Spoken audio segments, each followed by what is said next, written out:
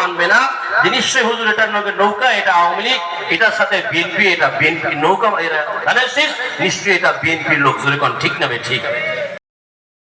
এখন সবাই তো দাঁড়িয়ে রাখে, সবাই দাড়ি কাটেও, মুসলমানও দাড়ি কাটে, হিন্দুও দাড়ি কাটে, মুসলমানও পাঞ্জাবি পড়ে, হিন্দুও পড়ে, কোনটা মুসলমান কোনটা হিন্দু বুঝবো কেমনে?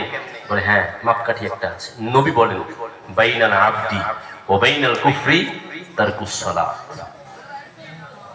নবী বলেন তোমার সমাজে দেখতে শুনতে মুসলমান হতেও পারে, তোমার দাড়িওয়ালা হতেও পারে, তোমার সমাজে পাঞ্জাবিওয়ালা হতেও পারে, কিন্তু ওটা ওই পাঞ্জাবি আর দাড়ি অন্য কিছু ইসলামের মার্কা নয়।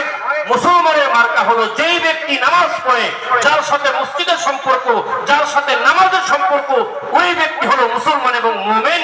আর যেই ব্যক্তি নামাজ পড়ে না, সে আর যাই কিছু হোক, নবী বলেন ওটা মুসলমান হতে পারে না। জোরে কোন ঠিক না বেকি?